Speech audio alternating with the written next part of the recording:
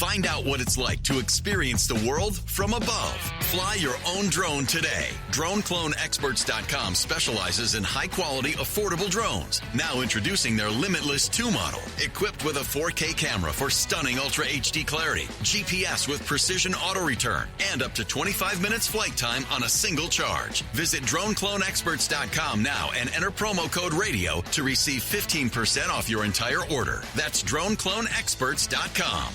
Hey, this is Josh. This is Chico of the Black Moods. And you're listening to us on Verbal Shenanigans. But our shenanigans are cheeky and fun. Yeah, I mean, his shenanigans are cruel and tragic. Which makes them not shenanigans at all, really. Evil shenanigans. I swear to God, I'll pistol whip the next guy that says shenanigans.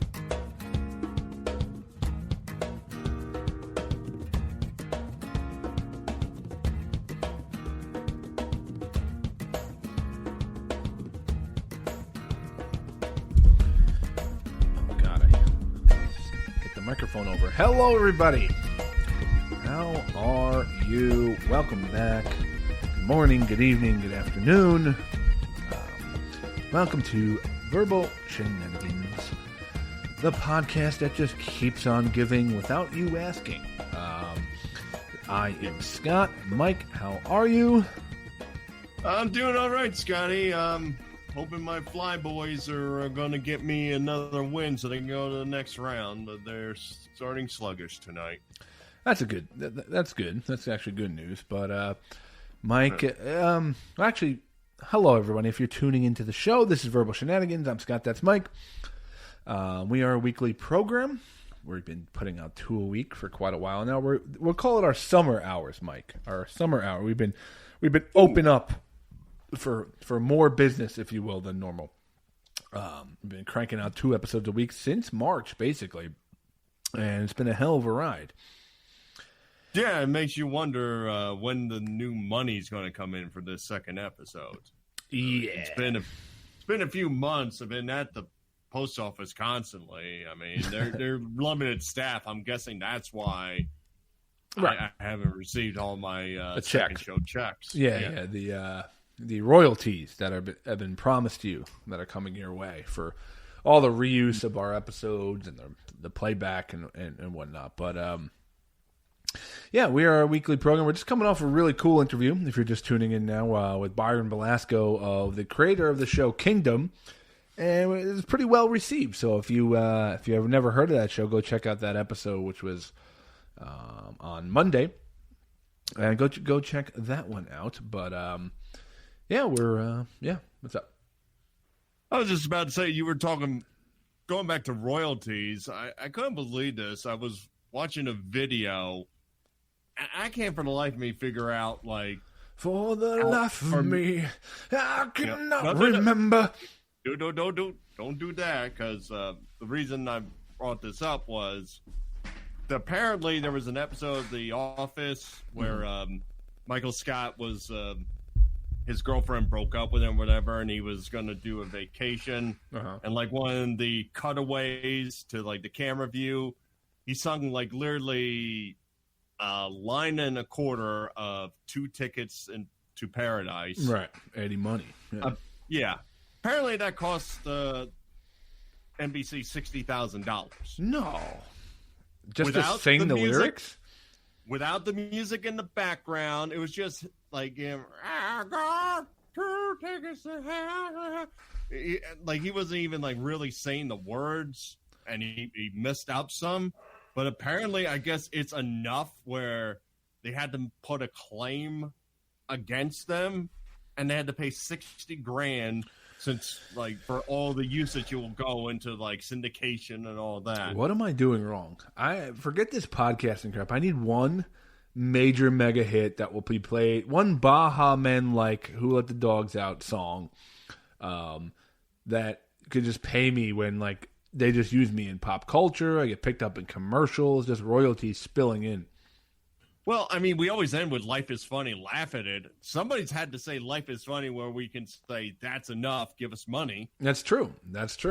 Remember, years back, I did find someone trying to start a Verbal Shenanigans podcast, and I immediately was like, "Oh no, oh no!" And I looked at them; they had like 2 episodes. I'm like, "We have like at that time it was like I don't know, 90 60, episodes, yeah, something like that. Yeah." And I was like, "Please," I made it like all official sounding, like, "Please, cease and desist." Yeah, desist from using the name in the future. Blah blah blah blah." Meanwhile, they probably would have took off and took our name over real quick. That show eventually changed its name to the Joe Rogan Podcast.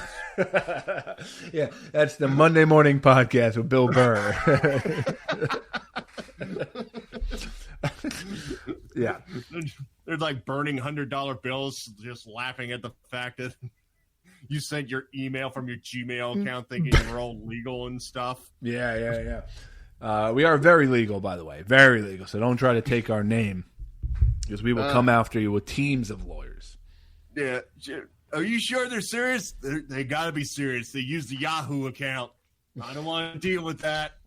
Yeah. Clearly the lawyers know, like, they're hiding information by using the Yahoo account, so I'm treading lightly with that. Yeah.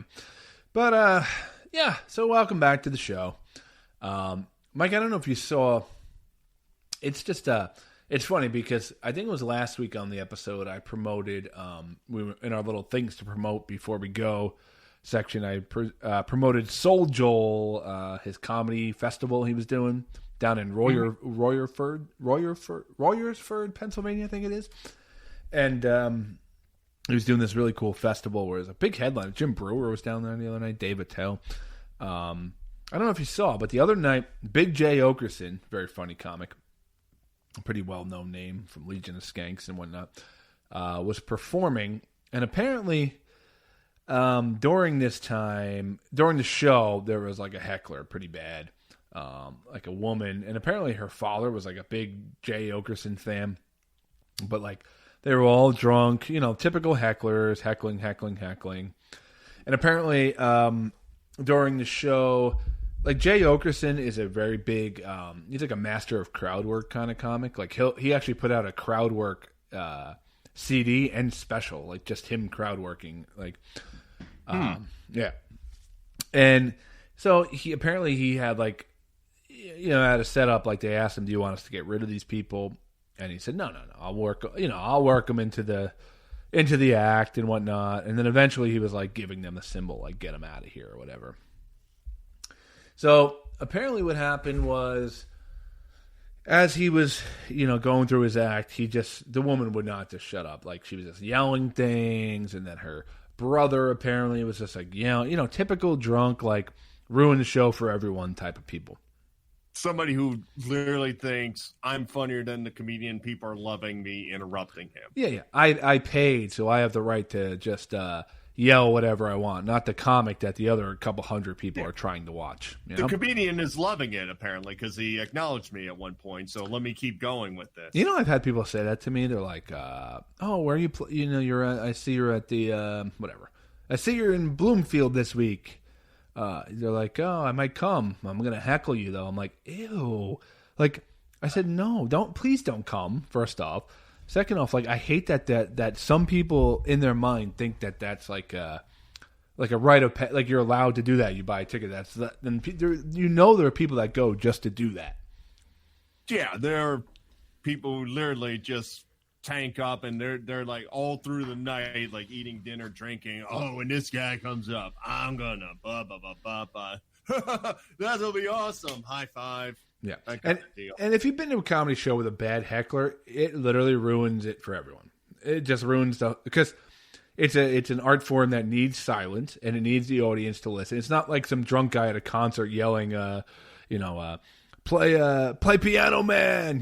It's not. That's fine. You can deal with that. Once the music goes on, you can't even hear him anymore. The worst 2 times I was heckled was once at a beefsteak where some guy, literally he had the first seat and would just stand up right in front of me and just like start talking to the back of the room and like trying to get them, and everyone's like, sit down. And I think I mentioned this. They were drinking since 5 o'clock, and the show was at 9. They had professional heckler. Yeah, open bar for 4 hours before a comedy show. Not a good idea. Not good math right there. The worst I ever got heckled and the worst I ever bombed because of heckling was 2 like 80-year-old women down at the station, Mike Bonner's room. Free comedy like every Friday night. He's done it for like, I don't know, a couple hundred weekends in a row or whatever until this happened. And these 2 ladies, every time I went to go for like a setup or something, they'd be like, "Oh yeah, tell me a story about it." Or say like something dumb like, "Oh yeah, I bet I bet she didn't care." Like laughing to themselves. And I was fairly new in the game, probably 2 years in, a year and a half in, and I did not know how. I didn't have the tools to kind of shut them down. I didn't have the confidence to just go over them and at least get through the set. It just froze me dead, like cold sweats, like a lot of I'm trying to laugh at the ladies and trying to like actually like encouraging them. Awful. Like I still remember this like to a T, and it was like, it was kind of like an hour and 10-minute drive, and I just remember that drive home being so miserable because I think I got out like one joke the entire time and bombed for like, probably it was a 10-minute set, probably bombed for 9 minutes straight of it. I just like how you spent an hour and 10 minutes thinking about 2 80-year-old women. Like, well, we talked a couple weeks ago how like you eventually learn that like it's okay. It's just some show in a side room of a bar. Like it's not a big deal, but early on, you remember, you had a bad set. It was devastating. Oh, yeah. You were thinking, especially if, like, it was, like, on a Sunday or whatever, some, like, late night one, and, like, you literally went Monday through Friday. Or even worse, if you didn't have, like, a show that weekend. And it's like, I don't know if I can do it, man. Once you bomb in the beefsteak, it's over. Exactly. There's no way coming back from that. Exactly. You start going, what am I doing with myself? I don't want to do this anymore. Oh, shit, I got a gig coming up this weekend. Like, I'm going to bomb again. I have no confidence. I mean, it still happens, but you definitely learn to, like, shake those off over time and be like, whatever. That crowd sucked. Like that old saying, like, oh, there's no crappy crowds. Oh, that is the worst logic ever, because there are surely some really crappy crowds out there that I don't care if Dave Chappelle comes walking on, he's going to have a 4 out of 10 set, like there's crowds that just don't want to be there. There's crowds that are just obnoxious that don't want to listen. Like you can't be Houdini every night. It's almost impossible. No, like those dinner shows or those bar shows, like where people didn't even know a comedy show was appearing. Oh, that's the worst. So like that, like when they're literally like, "What the hell is this?" It's like doomsday. I even kind of remember like when I was still doing comedy. I think it was I'm not sure, but it wasn't the Bonner Room. It was some room down in South Jersey. Like I went with Doug. And I wasn't on the event. I just went down with him to. Was it the other station in Garwood or Cranford or one of them? Rob Apple's room.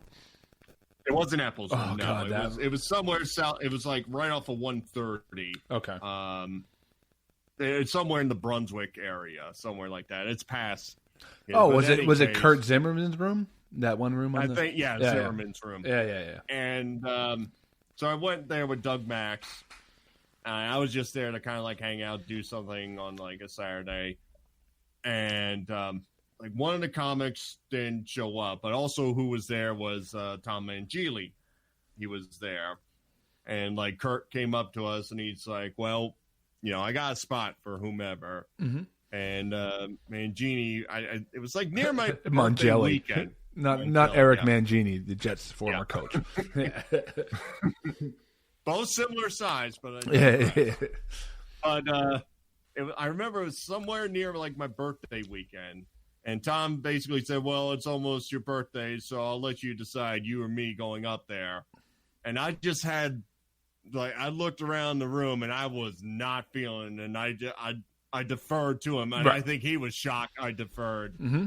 And thank God, because that was eat a Richard, if you will. Yes. Since we try to keep it PG around here, kind of night for all the comedians that night. So, and then I did his show the next month where he actually had a stage and a setup, and bam, it was also during the World Series. So that added to the, I do not care who you are, I'm here to watch baseball. I had a very, very similar thing. It was one of Apple's rooms. It was also called The Station. I think it was Garwood. I don't know. Anyway, but it was, they stuck comedy in the corner of the bar room, like the bar.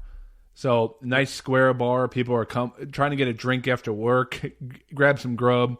Same thing. World Series is on. And all of a sudden it's like, hey guys, there's a comedy show. And like, you had to like he goes on and he was walking around the bar with the wireless mic, like trying to, engage. And I'm like, no way am I doing that. I can't, I do not have that in me, like to even approach someone who doesn't. I'd rather say my set to myself than try to engage someone who doesn't want to be there. And from the sounds, you basically said your set to yourself that night. Oh my God! Just flop sweat everywhere. Yeah. So I'm curious when this all ends. Like I do have a show or two that I think I'll be fine at. Like I already know like the setup's gonna be okay. So I know like, and one, I'm hosting and I'm confident enough in hosting where I could just kind of like get the show rolling if I'm bombing, just kind of be like, all right, guys, you ready for a good time? Just throw the next comic death on, give them the death spot. But yeah, well, it's kind of funny, like how you talk about like vision always see things. I kind of remember you and me went to that place, like the opening night he did it. And I remember the crowd was like super into it. Like, I don't know, for whatever reason, I don't know if it was advertisement, nothing going on, whatever, but I remember we went there and like the whole bar was into it. They were going nuts. They were hitting every comedian, sitting back saying, man, I gotta work my way to get a spot here and all. I think maybe like 2 months later you're like,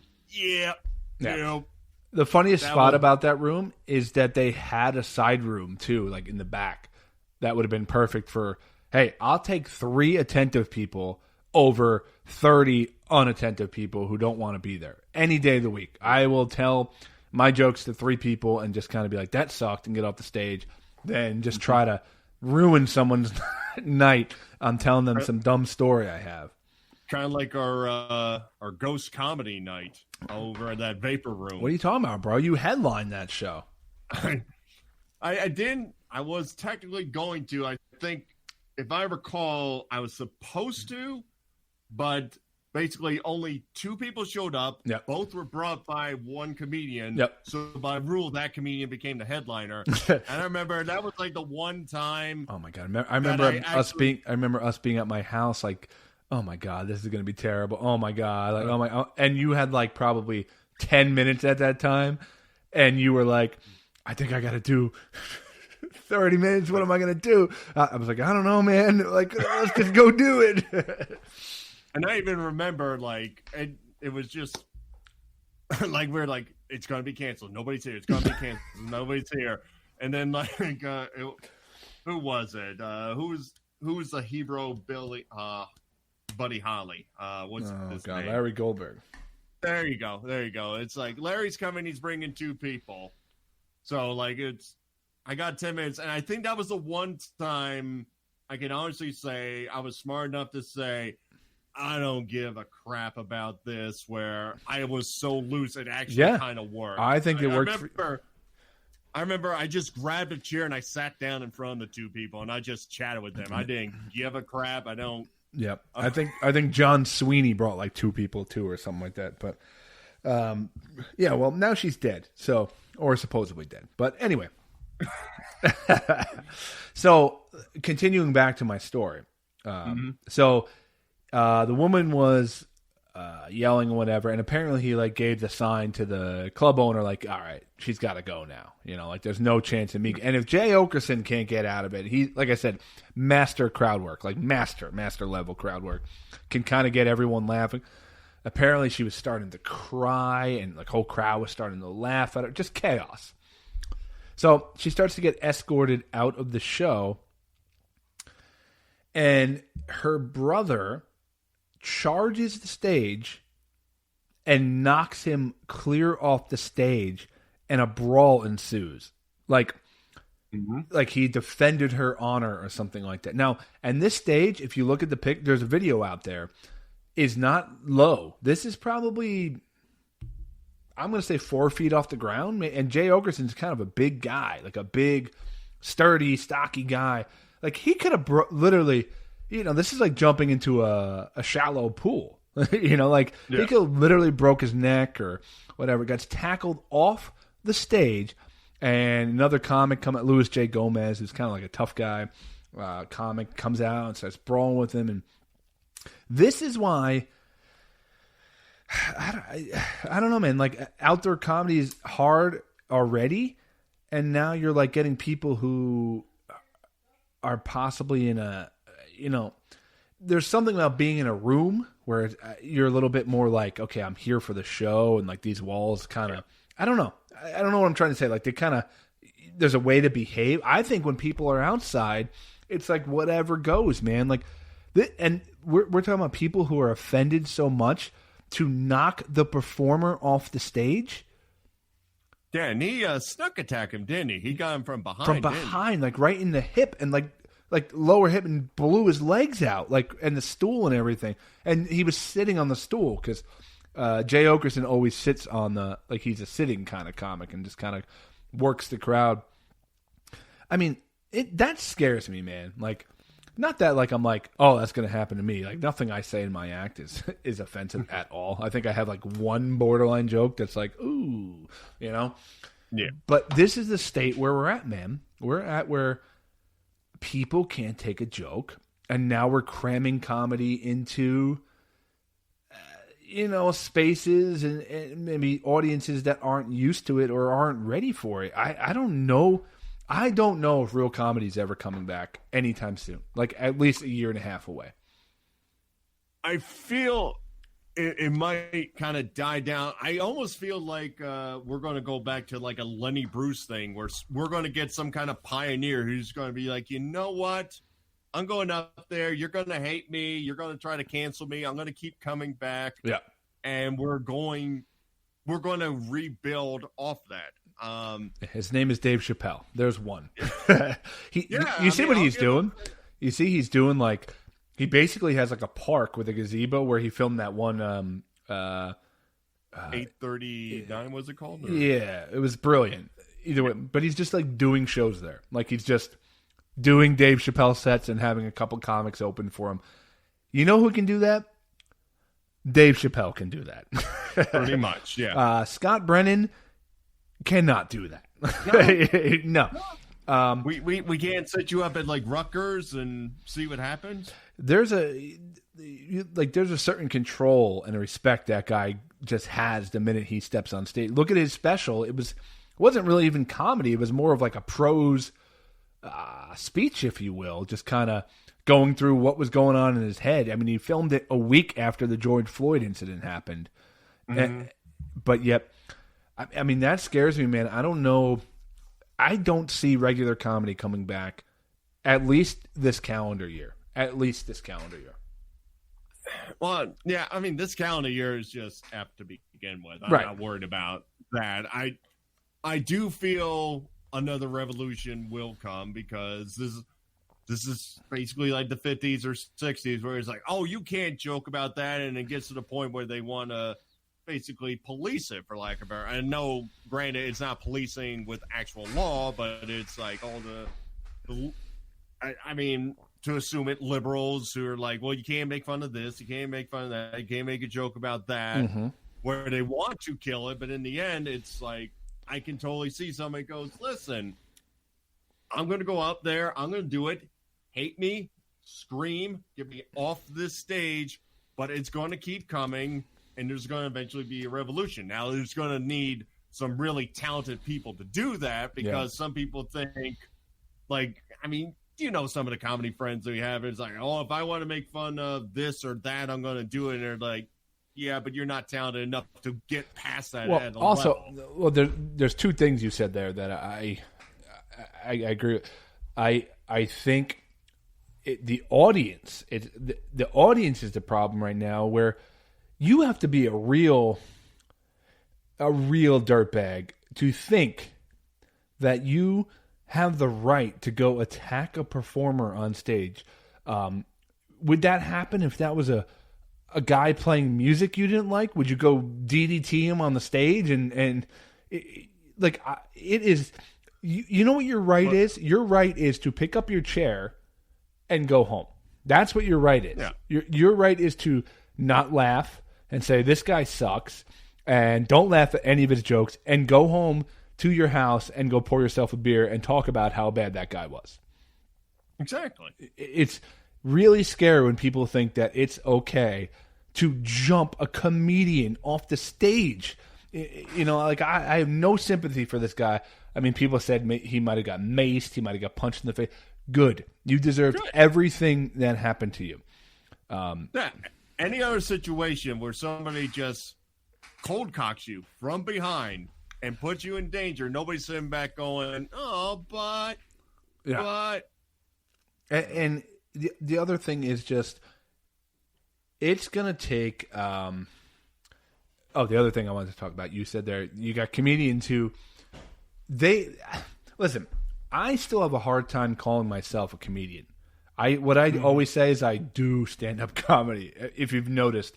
I very rarely ever say I'm a comic, because I always had a hard time saying that. I'm not doing it full time. I'm not making a living doing it. I would say my hobby or my side hustle is doing comedy. I like to do comedy. Makes sense. But I find people, they think that if they go to a couple of open mics and get booked on a show or two, that they are able to just say the most insensitive things in the world, racist things or whatever, and be like, oh, I'm just it's all right to say it. I'm just being edgy. No. Just because you do comedy doesn't mean the thing you said isn't completely ignorant and stupid, and you post it on Facebook, and it's not every libtard's fault, they're too sensitive. Now, maybe your joke was really bad. Maybe it wasn't funny at all. Maybe there was no intelligence to it. And that's the thing I find all the time. I can think of 3 comics in my head right now. They're always putting up these offensive things or racial things, and they're like, oh, this got taken down from Facebook because people are so soft. Yep, the name exactly. No, your joke had no layers to it. It had no finesse. It had no punchline. It wasn't. It didn't come from making fun of both sides. It wasn't I don't know how to explain it, but it wasn't well thought out. That's the best way to say it. Yeah, it wasn't layered. It was something you thought of the shower 2 minutes before you said it, and thought you. And it's the comedians that live on the whole crowd hates me. Ha ha ha ha. It's okay, and then they're the first ones to go, "Why ain't I booked?" Yeah, or it's some stereotype that has been played on for 30 years that people are just that's really just not funny, man. Luckily myself, yes, you are 2 for 2 with the names you sent me. I don't. All my materials is based on my stories, basically. That's kind of what I guess the comics. My favorite comic is Jim Brewer. He's always been, and I don't know. I guess I always took influence from him because he's this amazing family guy who does these. He just tells stories and makes these amazing jokes, and I try to pull from that. I don't try to copy him, but I like that vibe better than trying to be this offensive, edgy comic, because I'm not an offensive, edgy guy in real life. It's you guys want to play these characters, you want to play Bob Levy from 1998 on the Howard Stern show. You want to be, you want to be the Opie and Anthony. That ship is gone, and those guys do it well. Artie Lang isn't stupid. His jokes are funny because he does them well. You know, like, I don't know. It's just, it's a scary time, man, because I don't know where comedy is going to fall. Like, where it's going to fall into, what slot after this all shakes. It's like a Plinko board, you know what I mean? Like where is it going to be, and what is, like, I'm on both sides of this, because I think people should say whatever they want, but I think you should also be open to the consequences you get from saying something. Yeah. I'm thinking back and all. I mean, I would never want to be jumped, but if there was ever a cool story to add on to the story, when we did our Super Bowl show from Hunkamania, if the story ended with, and then one of the male exotic dancers jumped me from behind and crashed me down off the stripper stage, I could live with that. Listen, I wish I was jumped so my set would end early at the Hunkamania show. That's literally our best story we have, but probably one of the worst times I ever had in comedy before, as far as comedy-wise. And real quick before we get to our guests. So this whole point that I'm getting on kind of revolves around this post I saw this week. Some comic named Victor or something. He posted a picture of him kneeling on a black guy's neck and saying, like, some awful joke about, I don't even want to like go find it, because it was just like, oh, when the white privilege kicks in or something like that. And it's just like, there's an exact example of it. First off, how the hell are you that ignorant to post that and think that you're not going to get outrage when you post that? And people go as far as find your employer and be like, this is the type of person you hire. Like, it is just such blind, dumb, and those people are just like hiding their racism under jokes. Like, they're just like, oh, it's a joke. No, it's not. It's not because no one's laughing. No one's laughing. Yeah, I saw that picture, and like the biggest thing I thought of is like, every comedian I've known has at least attempted a joke when something happens in the world. Of course. Where they almost like 5 minutes later, it's like, ooh, probably should have wait on that or put some more thought into it for layers or whatever. It didn't work out. How long ago did that happen? We're talking like a month ago? Yeah, a little longer than that, but yeah. Not recently. Yeah. So that's been out there for that long, and somewhere he thought, yeah, now it's going to work. Mm-hmm. Now I figured out something. It's like, oh, they didn't see it coming. Look at this. Look how edgy I am. Look how edgy I am. No, you're not edgy. You're an ignorant jerk off. That's what you are. That's exactly what you are. And that kind of people saying, oh, I'm a comedian, ruins it for the rest of us. It ruins it for like guys who are like trying. You know what I mean? Like guys are trying to be funny and trying to get back on stage and trying to make playful Facebook jokes. It just ruins it. And it's just so, like, that's what I say. I don't even like when people say, oh, you're a comic, I always say, nah, I mean, I do stand up. I like it. It's like it's like me saying I play guitar in my free time. That's kind of how I want people to see me as a comic at this point in my life. Like, oh, he likes to do this on the side. You know, like it really bothers me, man. It's like, just because you go to a couple of open mics, you're not a comedian, man. You're not. Yeah. I threw the ball with my wife in the backyard yesterday, so I'm a baseball player. That's it. Exactly. Like, oh, you took a picture on stage with the mic in your hand and you posted it on Facebook. Now you're a comedian. Oh, and now you're sending me requests. Your fan page? No. Like, I have so many jokes that I used to say that I just would never say anymore. Like, I don't consider myself this. I don't know. Anyway, it's time to transition here. Time to transition to our guest. That might have put me in a dark mood, Mike, but it didn't put me in a black mood. Mike, who we got? Tonight we are chatting with the rock band The Black Moods, Scott. Ooh. Lead singer Josh Kennedy and drummer Chico Diaz are talking to us about their latest album called Sunshine that came out in May, that landed their 4th Billboard Top 30 chart single with the title track Sunshine, as well as their concert benefit music for Rocky Point to provide COVID relief funding for the people of Puerto Penasco, Mexico. Your Spanish accent is as good as your Russian one. Puerto Penasco, Mexico. I'm just gonna play a game with you next week where I just give you phrases and you have to say them in certain accents, and they're all gonna be the same. They're all but yeah, man. Let's. I've listened to some Black Moods tunes since we knew we were lining this interview up, and they definitely got a great sound. So without further ado, here's our interview with the Black Moods.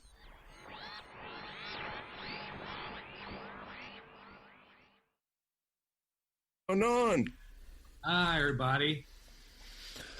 Welcome to the Verbal Shenanigans podcast here. I know you guys, you're striving for greatness and trying to make it. You've officially made it, guys. You have officially made it. Once you come on here, it's all downhill after this. So we have arrived. You have arrived to the pinnacle. That is a weekly podcast. But Chico, Josh, welcome to the show. Thanks for giving us a few minutes here. Thanks for having me. Where are you guys at right now?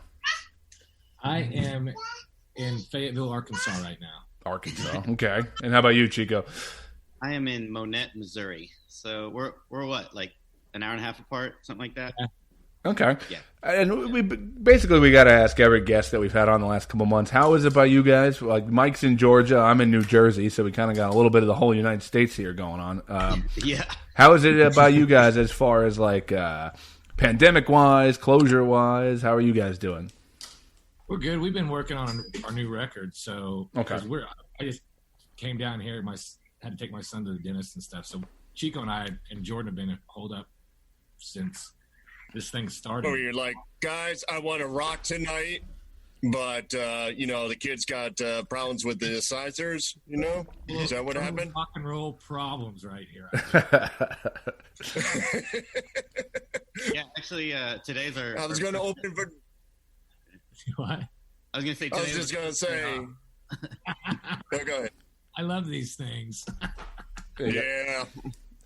You gotta love that delay. Oh, we've been working in the studio for the past 6 days straight, so cool. We kind of have today off, so come do some family time and. Now, did you have these songs? Did you have these songs like ready to go prior to all this, or were you able to write these things during it? No, we kind of just started writing. Well, before we went out on the road, we had the ideas worked out for a couple of them, and then Johnny K came in and we wrote one from scratch too with him. So we did two that we already had ideas for, and then one we just all four wrote together. Nice. Yeah, that was also following. We just did a track with Eddie Kramer too, who just produced a song for us, just kind of a one-off to see what it was going to be like to get produced via Zoom communication. Yeah. But it worked. That's awesome. So, what's new with you guys?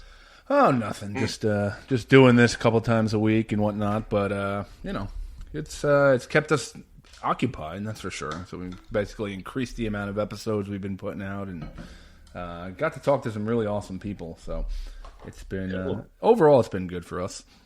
And you said you guys are where now? So I'm in New Jersey. Mike's in Georgia. I'm in Georgia. Yeah. Yeah. So we're pretty spread out. You guys are really social distancing. Yeah. I've been trying to social distance from Mike for a long time. So we started in the same state, and then about 2 years ago I came to Georgia. I figure about 2025 I'll be in like Chile, and we'll just keep going, and then I'll circle around and they'll tell me to go back, and it'll be a cute little thing. I like it. You're a traveler. Yeah. So guys, tell us about like the whole dream of like getting with the band and stuff. Like, as I'm reading up, like both of you guys had like the early beginnings of like learning piano and just kind of going through those motions where like one guy was basically slapping your hands and doing the whole J. Jonah Jameson thing, and then the other one was going through an organ player. Just kind of tell us about your progressions and your love of music. Well, I grew up. My dad is in a band, and there's always music playing around the house. My dad, they were always rehearsing around the house. And I grew up in Southwest Missouri, actually where Chico's at right now. Okay. And it was just, they wanted me to play because piano players are always in demand. Oh, they're the best. Everybody plays guitar, and they thought they'd put me in piano lessons for, to see if I could dig it. And this was a time whenever I think Roseanne was big. The TV show was happening when I was a little kid. Right. Okay. On Tuesday nights, and that's the night that practice was. That I had to go take lessons, and it was this. And so I was just sitting there, and the lady was like trying to have me read music. I can barely read, period. So I just wasn't feeling it. And I knew Roseanne was on, and my parents and my sister, they're all watching it, and I'm missing out. So I pretty much took piano lessons every Tuesday for 2 weeks, and then I quit that. And I just kind of came up on guitar. My dad is a drummer, so I got to hang out with his guitar players a lot. And, I just kind of picked it up by osmosis, really, just being around it. And then I played my first gig with him when I was 12, and then went on to find my own band from guys I went to school with, and then moved out to Phoenix, and that's where I found Chico. Yep. How about you, Chico? Were you a musician from childhood, or when did you pick it up? I started playing drums when I was 10. Okay.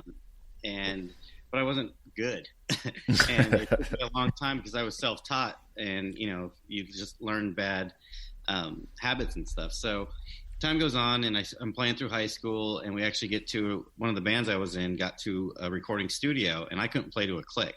And so it wasn't long thereafter that I left the band.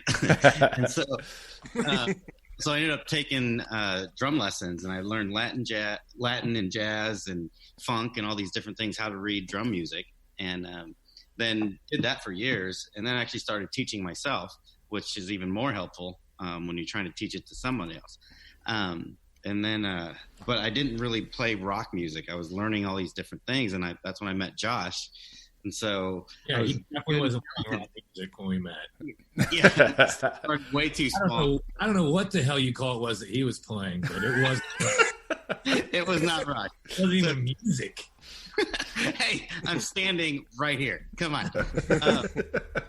Sitting, actually. So, needless to say, our first auditions sucked, but he had no choice because his other drummer bailed, and I had to play the next one. Have any time? So I go in the studio tonight. Suck it up, buttercup.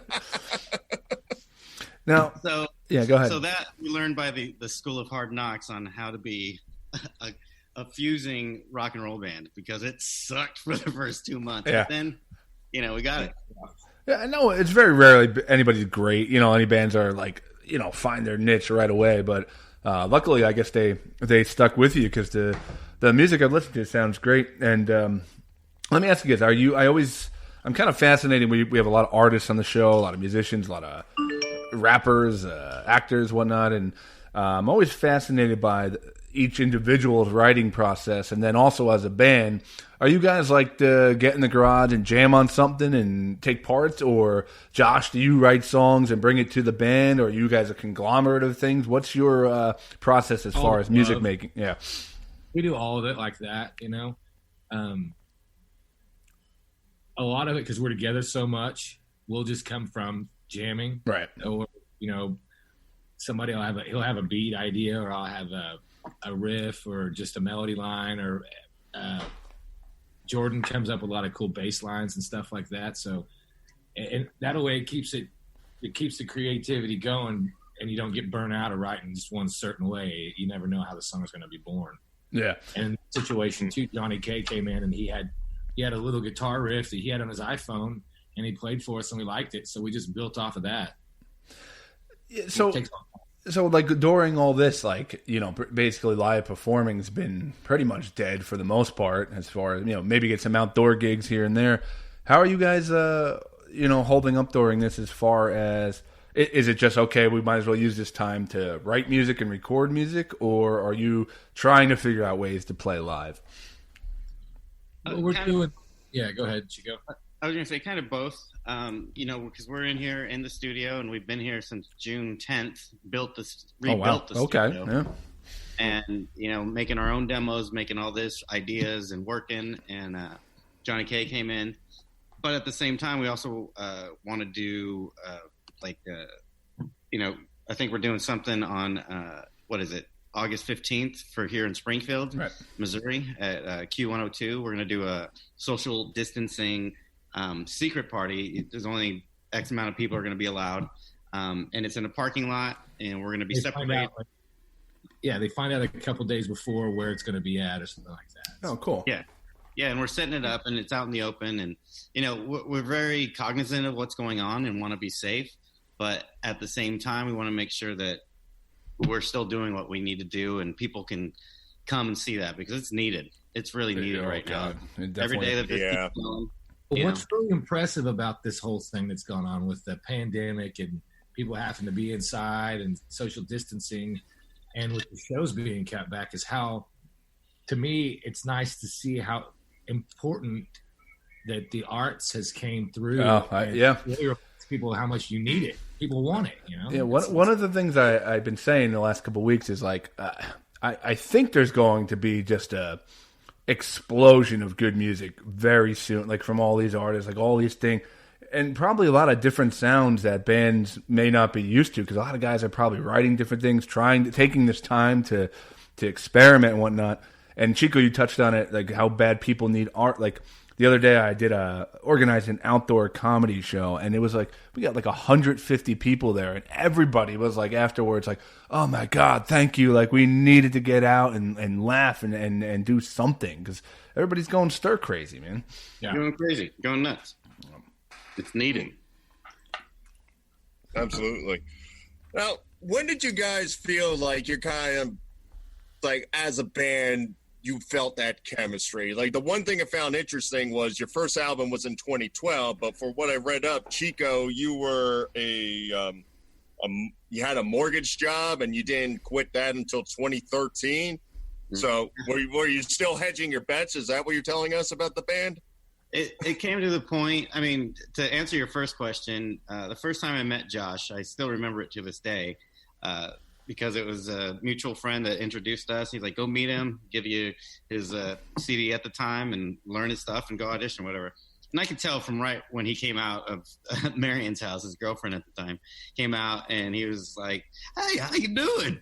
I'm Josh Kennedy. And from there, it was like, yeah, bro. And then, so that's when the chemistry started. And even auditions sucked, but our friendship started, and we grew together. So Chico was terrible at drums, and Josh was a complete cheeseball. Got it. I got it. But Chico was good at mortgages, so let's give him credit for that.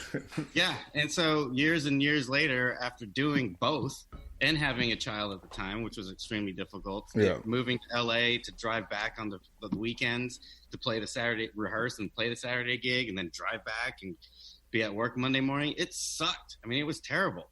But, you had to do something to keep the machine rolling. And eventually I got to a point where I was like, I got to stop.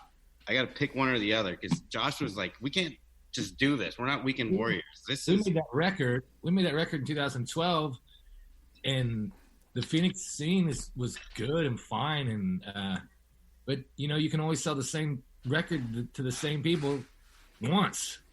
You got to get out of town, and we're friends with a bunch of musicians back there, and everybody kind of get caught up in the scene, and it's fun to be a big fish in a small pond kind of analogy for a while. We had a blast. We were doing everything that we shouldn't have been, or I guess been in a rock and roll band. Right.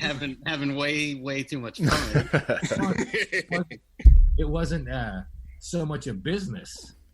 So that it switched out at that point, and we were like, well, we got to get out and take this record on the road, and we got to tour and play in other cities if we want it to grow any further than being a local band.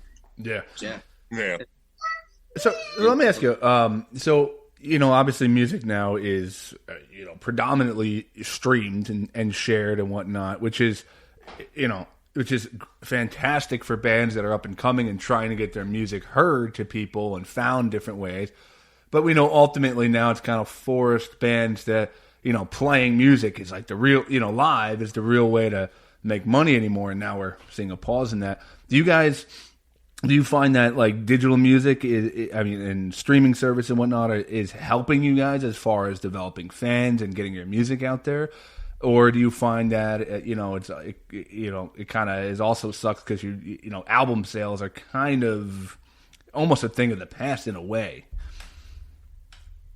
Well, it's kind of like both, actually. I mean, financially, no, they definitely, when you had to go to the warehouse or whatever the record store and pay $18.99 for a full record, to where now you can just buy one for 99 cents, just a song you want to hear.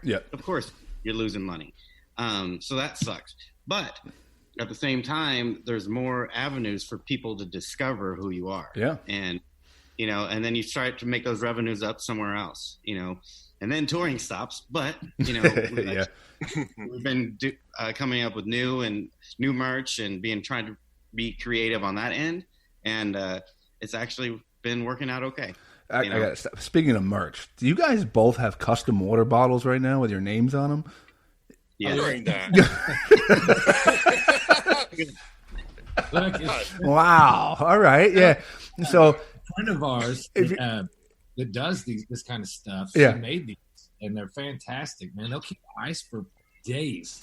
First I saw Chico raise his gigantic water bottle and it says Chico. I'm like, all right, that's pretty cool. And then I see you take a sip. And I'm like, wow, these guys they're in turn with each other. Yeah, she put we each got our one of the singles. That's so awesome. We just put a record on there that she did. That's a cool piece of merch. Jordan's is Belladonna. I don't know if you remember the Belladonna. It's the one that's on the wine. She's yellow and got a heart. It looks like that upside down. Yeah, a little bit, yeah. We all got this was our first top 40 single. So we all tattooed it on our bodies. We went to Vegas and got terrible tattoos. Well, I'm assuming that was during the way too much fun time you were referring to. No, that was just like about 3 weeks ago, something like that. It'd be great if they got drunk and they're like, "Why'd we put this song on? I hate that song. Why'd we do a B-side? Oh. It's not even our song." Who let the dogs out? Oh, that's funny. So you guys are in the studio. You're making new music. You guys have a couple albums. If people are fans already, what could they expect, like sound wise? Are we expecting a little bit of the same? Are we experimenting in new ways? And what about people who might be hearing this podcast now, as far as just discovering the Black Moods? What kind of can we expect from the new album? A little grittier, I think. It definitely sounds more mature, is what we kind of figured out, and by that, just the tracks are setting easier, less overdubs. Yeah. More like we play when we're on stage. Nice. Yeah. And the last record, Sunshine, was pretty close to that. But there's just something, it's nice to hear the level of difference that, yeah, there's growth. Do you guys live track your stuff or is... Yeah. Nice.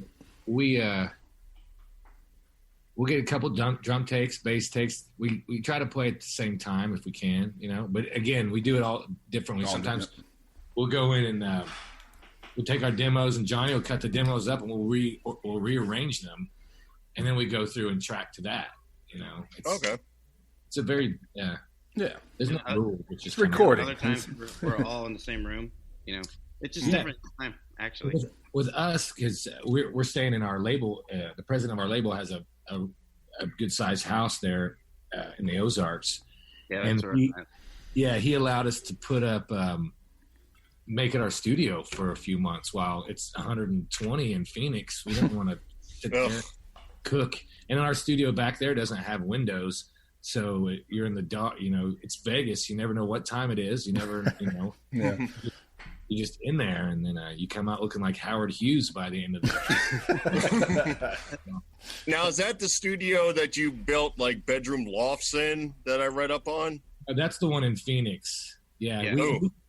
We just because it's a place where there's a bunch of different units, and we just took ours. It was 770 square foot, and we just in case we're partying too much, we stay there. Chico is giving us a peek into a drum kit. Is that the studio now? Yeah, that's cool. the one in the Ozarks. That's the room we're at right now. Very This nice. is the drum room.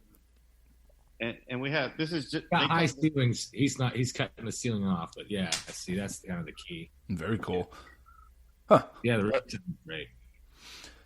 Like, what'd you guys make, like bunk beds or something like that, or how'd that work out? We have a good friend of ours named Gary Brunke that's a master carpenter, and he comes in. And he likes to do what we do. He likes rock and roll music and drinking beer and getting stoned, and that's what he sit around the studio and crank records. And he tells us he cuts it so we don't cut our fingers off, and then we hammer and nail and screw it in. We hammer our fingers off. We hammer our fingers, drill into our fingers. Oh, I can totally understand that. I got a C in woodshop when I was in junior high. The only reason I got a C, I had straight Fs, and our teacher cut off his finger during the semester. So by rule, they said, well, you get an A on the final, and that's how I got a C. It just evened out. Hand to God, that is the only way I passed that class. His hand to God would look a little different. You want to make it in the world, make sure somebody amputates something. So I was checking out some of you guys' music. I was enjoying. I loved Bad News. I got like a real like late '70s, mid '80s kind of rock and roll vibe there, and I was digging Sunshine with the. I think at the beginning, like the guitar riff, I got like almost like a jazz rhythm to it and all. I'm not sure if you feel that, but my question, I'm just out of curiosity, like how often do you get like a goal of like, I want to change our sound in some way, or you just get in there and you're like just strumming around like, ooh, let's play around with this? No, it just kind of shows up. I think it's where we are in our career right now, is when we're growing with making records. It just kind of shows itself the direction it's going. Just from how we've all grown as musicians and band members and people. I think it comes through when we sit down to make a new record, and when we start putting tracks down, it's not like you're overthinking it or anything like that. You refine it, and you know how to get what you're looking for quicker.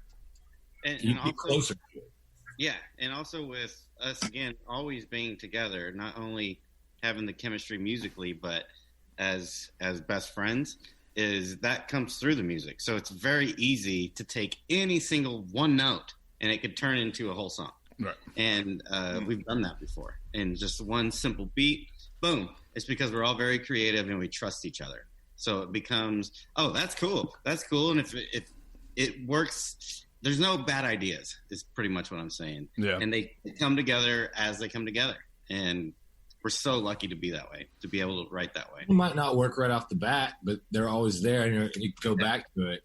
They say, what was that one thing we were working on 6 months ago? Oh, I don't remember. We were drinking Jameson the whole time. Oh, but and then it comes back. You're like, poof, there's a song. I remember playing in bands for a long time, and that was always a big problem. Like jamming for hours on this song, but as the drinks kept flowing, then you go to jam the next day, and nobody remembers a single part of the song. So, we always have, since we're always in the studio, and our sound guy's always with us. Yeah. Al. So, there's actually 4 of us. Okay. Yeah. And there's actually, but he's the behind the scenes guy, and he's always got tape running. Okay.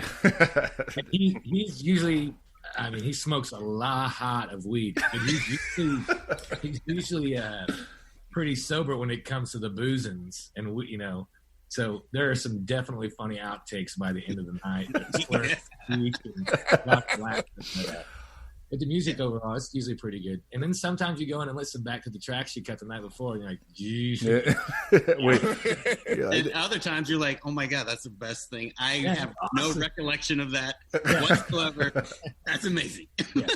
Dude, I know. So tell us about you guys got something coming up on August 20th. You have a concert of some sort, a benefit concert for music for Rocky Point. Can you guys tell us about that?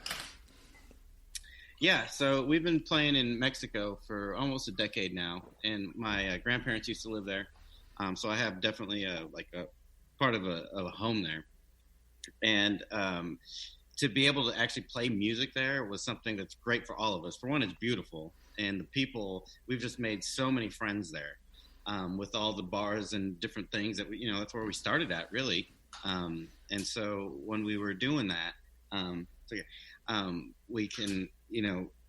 Now they cut the borders down. Tourists can't even go. I mean, they were already in a tough spot in the first place. So we're doing this. Yeah, to a lot of the Phoenicians, you drive 4 hours and you're on just one of the most beautiful beaches. Yeah, you're in paradise. Yeah. It's literally paradise. Mexican town, and everybody's super nice, and we know a lot of people there now. So, yeah. And so they're struggling, and we definitely wanted to help. So we're doing a live stream at a place called 50 Studios in Phoenix. And, we're going to do like similar to our CD release party where everything's going to be, a TV station style. So we're very excited about it.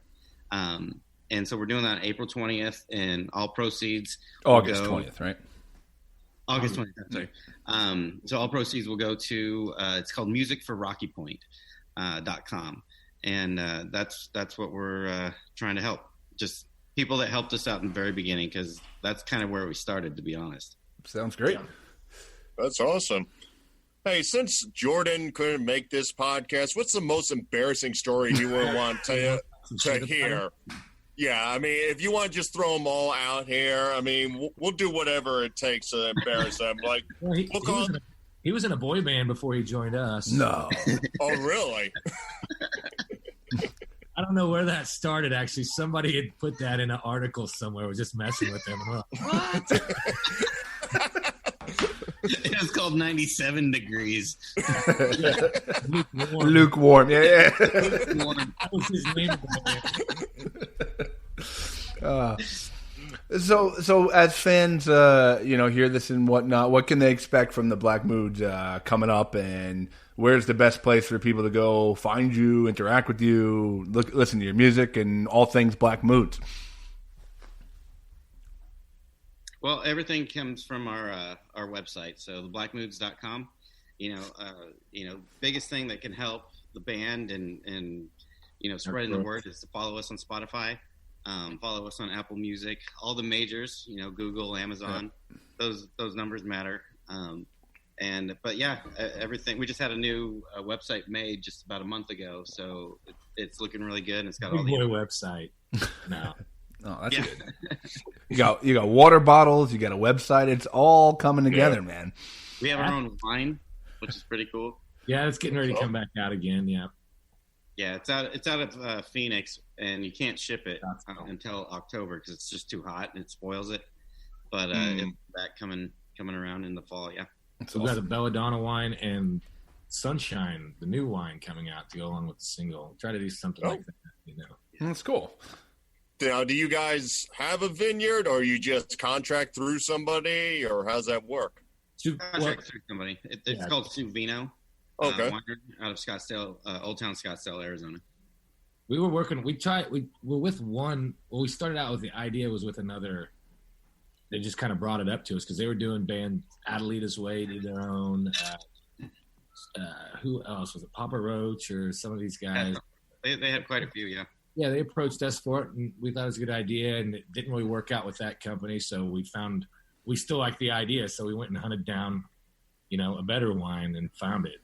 Because we've been approached about that. A lot of bands have their name shared to like whiskeys and beers. And so we've been approached by both of those too, and just nothing that we liked. And if we're going to put our names on something, I want to drink it. We get tastes. And we like to drink. So, yeah. Yeah, we're working on our own verbal shenanigans malt liquor, so it's gonna come forward. Oh, nice. Yeah. I'm getting my own cup. I'm gonna get a Coke can and a magic marker, and I'm gonna put Mike on there. It's gonna be awesome. You know what? You should have custom-made brown bags too with your logo on it. Absolutely.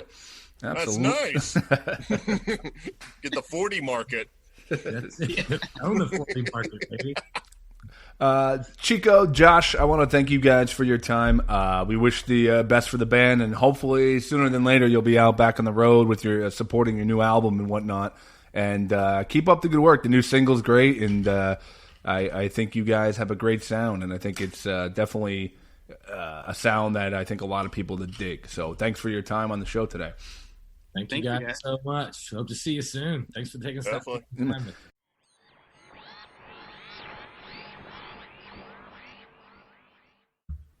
All right, Mike, the Black Moods. That's a great name for a band. I gotta say, that's a great name for a band.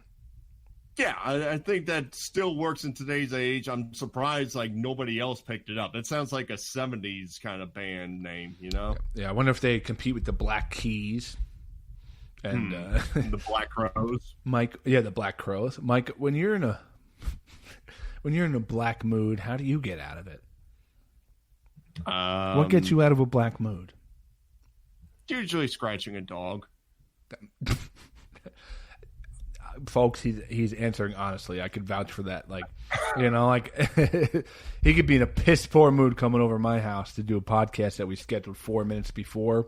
And I'm like, "You want to come over?" I guess so. And then as soon as my dog came over, Mike was in a good mood. Yeah.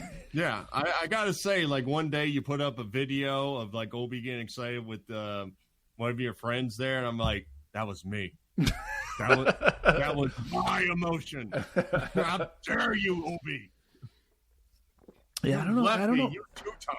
I don't know how I get out of black moods. I think I gotta like do a project or something like that. Like I have to be like either creative or like go like paint or build or mow the lawn or something like that. That's how I get out of my black moods, Mike. I guess like if I'm like really in a bad mood, it's just relaxation. So it's like I'm gonna sit on the bed, I'm gonna turn on the TV, quiet for 1 hour. Yeah. Like do not, unless the house is burning down, I do not want to start a conversation. Well, even that one time when the house was burning down and you were just like, it's my hour, and you just let the house burn down. Hey, listen, that hour was a great Dukes of Hazzard episode, and I'm not running out of the house just because of a bunch of flames, okay?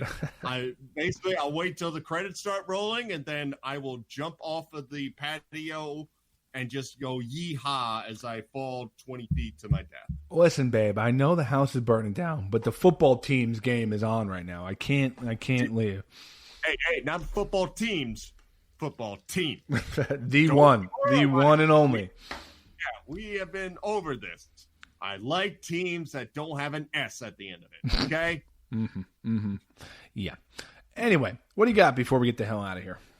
Well, Scotty, as we're getting closer to you becoming a daddy, I figure I'd make up another quiz for you on making sure that you're primed and ready for what's coming ahead for you. Oh, boy. Okay. All right. So, basically, this here is kind of an average time frame of certain events in a kid's life. I'm just kind of curious if you have an idea of what to expect here. Okay. Let me start off with this one. According to ParentingScience.com, what is the average age of independent walking for babies in the United States? Okay. A, 9 months, B, 12 months, C, 14 months, or D, 16 months? Now, I know 9 months is a little early, but there are babies that walk, so I'm going to go with 1 year. I'm going to go with the 12-month mark. Scott, you're on the board. 1 for 1, baby. Yes, Dad of the Year, baby. Dad of the Year coming.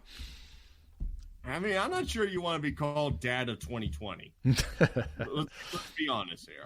They're going to read it in a different way. But you know what? If I'm the 2020 dad, that means like I could be average and be the best. I guess it oddly would work for you in the sense it's like, wow, you shined in that year? Okay. Yeah, exactly. Okay. According to Healthline.com, the average age of potty training falls somewhere around A, 22 months, B, 25 months, C, 27 months, or D, 30 months. All right. I think it's between B and C, and that's only 2 months apart. I'm going to go with C, 27 months. Scotty, you might be a good dad. You're 2 for 2. Let's go. Yeah. 2 for 2 about knowing about number 2. That's right. That's right. Because I'm a big piece of number 2. So. All right. According to whattoexpect.com, what is the ideal age kids move out of their cribs and into a bed? Is it A, 24 months, B, 27 months, C, 33 months, or D, 36 months? Out of the crib and into the bed. Can you read B and C again? Sure. B is 27 months. C is 33 months. I'm going to go with C, 33 months. Ooh, 36 months, Scotty. 3 months short. 3 months short. Yep. I knew it was around 3, but I didn't know if like it was a little before 3 you should start getting them in there. So I'm not that mad at my answer. I'm not that far off. Traumatize your kid as it's hanging onto the crib. You're like, no, I got to prove a point to Burlew. 33 all the way. I was just thinking my kid will be in the bed by like 11 months. 11 months, probably. That Brenner DNA just knows how to get out of the crib is what you're telling us. Correct. It understands the bed settings. Okay. All right. We'll see. Okay, question number 4. According to healthychildren.com, most children are ready for swim lessons by what age? A, 4, B, 5, C, 6, or D, 7? 5 months. No, these are years. Oh. 4 years, 5 years, 6 years, 7 years. You're throwing a 4-month-old into a pool? What the hell? I've seen Mommy and Me classes where like babies are like. I used to lifeguard the classes where they just bring like newborns in and be with their moms. No, it's fine. Cannonball. Oh boy, I missed that one. I'll go 4 years. All right, you redeemed yourself. That is correct. All right. Like I said, my baby will be swimming by 4 months. I just imagine your old story on the 4th of July. Your cousin comes in and throws a watermelon in the pool, and you're like, yeah, that's cool. And then you pick up the little one and just chuck him in. Beat this, baby. 4 months. Oh, God. Okay. Right. I was thinking of those Mommy and Me classes. I used to have to I had a job where I lifeguarded. I don't know how I did this. When I was a freshman in college, which is, you're thinking sleeping late, partying all night, I took the 6 a.m. shift at the YMCA up the street and lifeguarded the Mommy and Me class and the aqua size class with the old ladies just like going like side to side in the water. Clearly, you took it to pick up chicks. Yeah, well, it worked. Yeah, man. All right, man, I ain't going out late at night with cologne on. I get up bright and early, put on my Speedos, and get to that 6 a.m. YMCA class. Hey, lady, you ever see the aqua size of me? Anyway. All right. Next question, Scott. According to an international Santa survey, what is the average age kids find out the truth about Santa? Ooh, good one. Good one. Just call the truth about Santa. All right. But before you go, when did you find out? I don't really know. I don't think I neither. really have a definitive answer. I think just one year I went up to the parents and was like, well, I know it's you, so this is what you better get me. Something to that extent. I think around 3rd or 4th grade.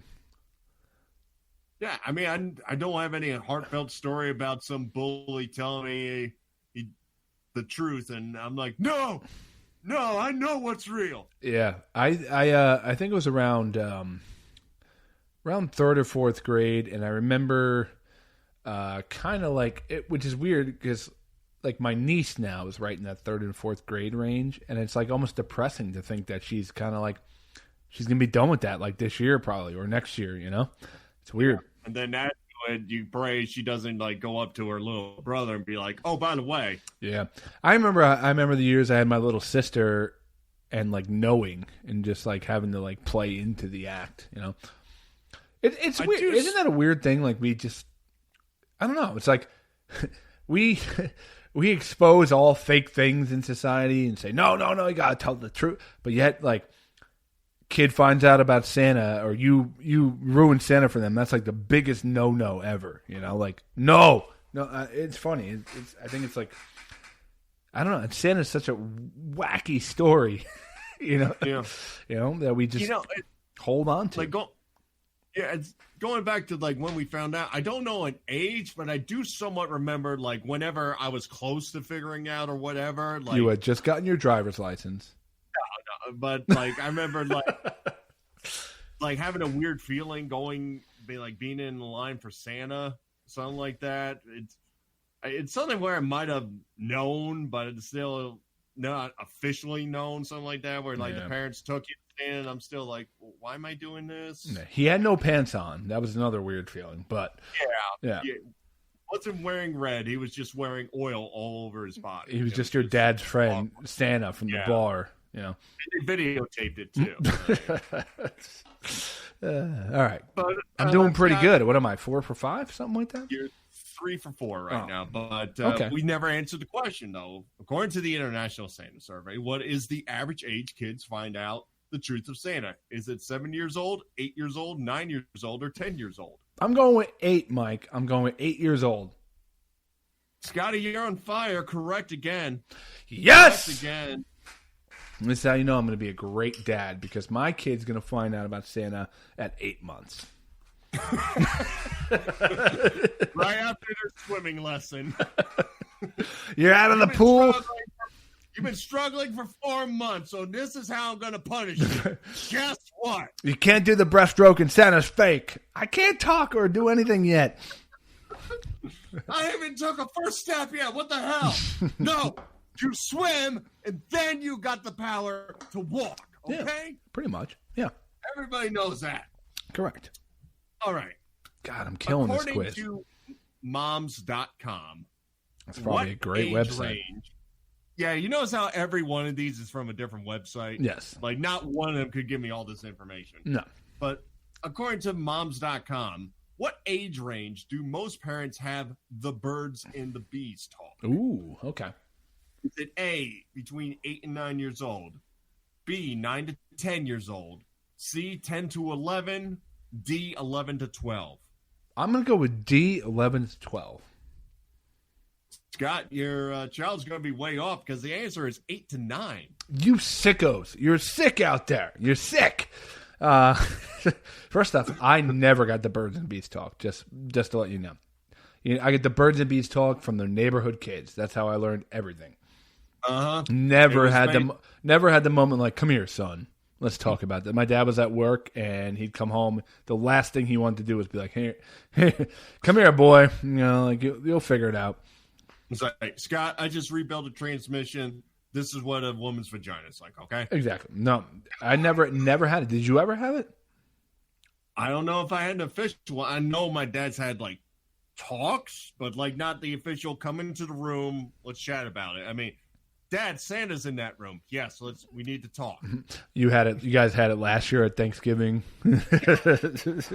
Son, I've been holding off this moment for a long time, Mike. He told me, and I turned to Izzy. I'm like, "Is that what you've been crying for?" Okay. Damn, all right. 8 or 9. That's early. Yeah, I was a little surprised by that, but right. That's what moms.com says. If you got complaints, go to moms.com. Moms.com. Anything to promote, Burlew. Moms.com. You have an 8-year-old that has some questions, go to moms.com. Sponsor the podcast. Final question here, Scott. According to BLS.gov, in a 2014 article, what is the average or median age that children move out of the household for the first time? Yeah, okay. Is it A, 17, No. B, 19, No. C, 21, D, 23? Listen. And Scott, these are years. Don't send your 19-year-old month out of the house, okay? Wait, I thought I just signed up for the 2-year job and you're out of here, you know? Like, you start working, baby. For so many babies. I mean, it's like, 2-year plan? No. That's what my internet contract is. Now, I'm trying to think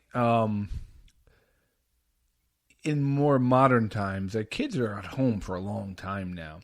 So my gut answer is 23 because that's probably more accurate, but I don't know if it's like based on older info where I would go at 21, but I'm going to go with my gut and go with 23 years old in the year 2020. Shockingly, 19. Get out of here.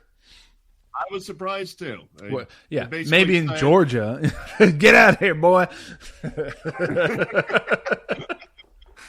Boy, I couldn't swim in 4 months. He's no use to me. Get out here. No, there's no way. There's no way. Floating longer than him. Unless you're talking kids out of the house college-wise, there's no way 19. There's no way. I'm calling shenanigans on that. No pun intended. Really? No pun intended. I just can't see 19-year-olds all out of the house. Where? In America? Yeah, I guess it's basically based on kids going off to like college campuses and stuff like that would bring it down. Like, Lord knows what that number is going to be in 2020. 33. Yeah. It could be. It could be. It's getting later and later. But well, here, the questions I got wrong, I felt pretty confident about my answers. Other than me saying I would give my son or daughter swim lessons at 4 months old. But I feel confident with my answer, so I'm not mad at what I got wrong.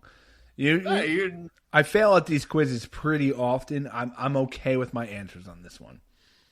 Yeah, 5 out of 8. That's a damn good score. And listen, 30 years from now, when we do the next one, like, when did your son get out of the house? And I'm like, 42. You know, like, he's still got 12 years to go. I will redeem myself. Yeah, your kid's like, well, I was born on the same day as Burlew, and Burlew told me I didn't have to move out. That's not going to happen. But, all right. Good times tonight. Good hang. Burlew, anything to promote before we go? Sure. I'm going to promote former guest Kathy Tate, known as the Bald Warrior. She was on episode 287. She has launched a new podcast called the Bald and the Blonde Podcast. Kathy and Daisy Papp's podcast revolves around mindset evolution, and their mission is to help change and evolve as many lives as possible. Kathy and Daisy share tools to overcome challenges and teach skills that can easily be applied immediately to achieve extraordinary results in your life.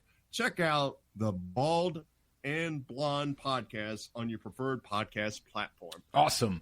And I will promote, and I'm in the similar vein, a former guest of the show, one of my favorites, a runner in the Verbies for me personally, and that is Howard Berger.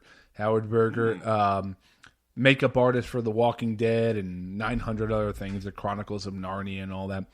He has a contest going. I'm not sure if it's still going. I could be late on this. I'm not sure. But either way, check out Howard. He's amazing.